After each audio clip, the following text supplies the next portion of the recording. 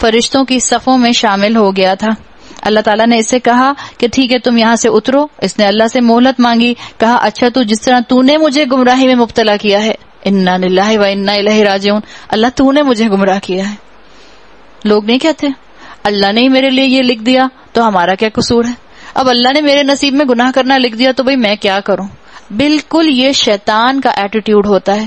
اگر آپ کو کوئی ایسا جملہ بولتے ہوئے نظر آئے، اگر کوئی آپ کو اپنی زبان سے ایسا جملہ بولتے ہوئے خود آپ اپنے آپ کو محسوس کریں کہ بھئی میں کیا کروں، اللہ نے ہی مجھے بھٹکا دیا، تو دیکھ لیں بالکل یہ شیطان کا جملہ ہے۔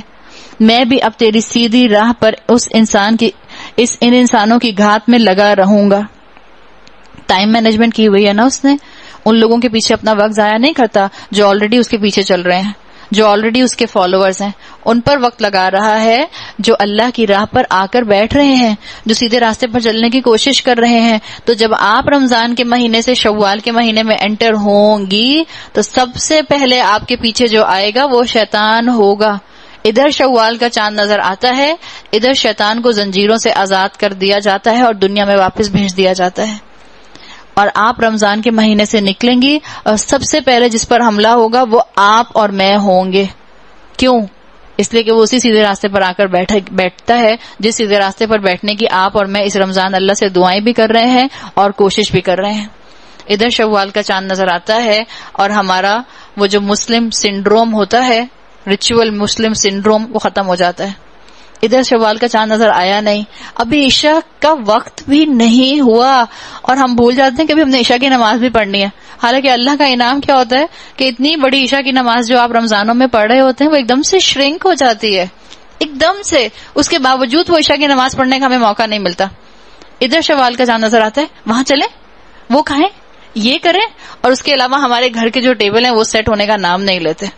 سارے کام ہم نے اسی رات کے لیے سمیٹ کر رکھے ہوتے ہیں اور ہماری تیاریاں رات کے 1-2 بجے تک ختم نہیں ہوتی ہیں۔ جب تھک کے ٹوٹ جاتے ہیں، اچھا بھائی چلو عشاء کی نماز پڑھ لوں، اور پھر جلدی جلدی پڑھتے ہیں، جلدی جلدی پڑھتے ہیں۔ اور وہ جلدی جلدی کیوں پڑھ رہے ہوتے ہیں؟ وہ شیطان جو آپ کی طاق میں بیٹھا ہوا تھا، جس کو معلوم تھا کہ آپ نے بڑا قرآن سمیٹا ہے اس رمضان، ابھی ضائع کرواتا ہوں، فوراً آپ کو غفلت میں ڈال کے آپ کی نماز ضائع کرواتا ہے۔ تو اس نے کہا کہ میں ان انسانوں کی گھات میں لگا رہوں گا، آگے اور پیچھے، دائیں اور بائیں، ہر طرف سے ان کو گھیروں گا۔ کیا مطلب؟ آگے آپ کی اولاد ہوتی ہے، آپ کی اولاد کی شکل میں آئے گا۔ یہ جو پیارے پیارے بچے مسکراتے ہوئے آپ کے سامنے آتے ہیں اور کہتے ہیں اماں ونڈو شاپنگ کرنے چلی جاؤں فرینڈ کے ساتھ، اماں کہیں نہیں بیٹا مغرب ہو گئی اب نہیں جانا، اماں کیا ہو گیا چاند رات ہے جانے دینا، اور اماں نے کہا چلو میری بیٹی بیچاری پورے رمضان میرے ساتھ دورے قرآن میں گئی ہے، جاؤ میرا بیٹا جاؤ۔ اس نے کیا کہا تھا؟ آگے سے آؤں گا، پھر اس نے کہا پیچھے سے بھی آؤں گا۔ پیچھے کون ہوتا ہے؟ خاندان والے، خاندان والوں کی شکل میں تم پر رکاوٹیں ڈالوں گا، دائیں اور بائیں ہر طرف سے ان کو گھیروں گا اور تو ان میں سے اکثر کو شکر گزار نہ پائے گا۔ کیا مطلب ہے دائیں اور بائیں؟ مطلب ہے نیکیوں کے نقصان بتاتا ہے اور گناہ کے فائدے بتاتا ہے، اور اللہ نے کو بتا دیا اس نے کہ دیکھنا اکثر ان میں سے بھٹک جائیں گے، مجھے فالو کریں گے۔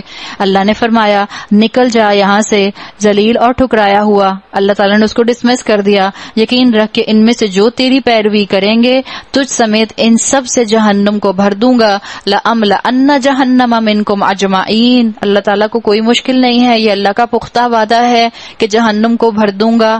شیطان اللہ سے بدگمان کرنے آیا تھا، یاد رکھیں، اور شیطان آتا بھی ہے خیر خواہ کی شکل میں، لہٰذا اپنے پیاروں کی طرف سے آپ کو سب سے زیادہ نقصان ہوتا ہے جب وہ آپ کے سامنے آتے ہیں اور اللہ کی نافرمانی کی آپ سے درخواست کرتے ہیں اور آپ ان کے ٹریپ میں آ جاتے ہیں۔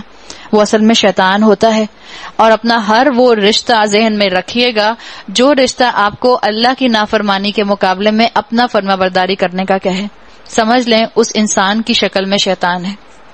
ایسے ہی تو آتا ہے شیطان، اور کیسے آتا ہے شیطان؟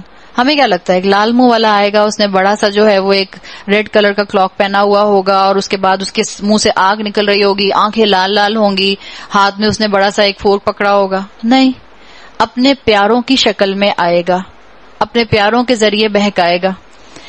اور اے آدم، اللہ تعالیٰ نے کہا تو اور تیری بیوی دونوں اس جنت میں رہو جہاں جس چیز کو تمہارا جی چاہے کھاؤ، مگر اس درخت کے پاس نہ پھٹکنا ورنہ ظالموں میں ہو جاؤ گے۔ یہی شریعت کا مزاج ہے. اسکالرز کہتے ہیں کہ اللہ تعالیٰ نے زیادہ چیزوں کو حلال کیا ہے، کم گنی چنی چیزوں کو حرام کیا ہے، تو حرام کے قریب مت جایا کرو.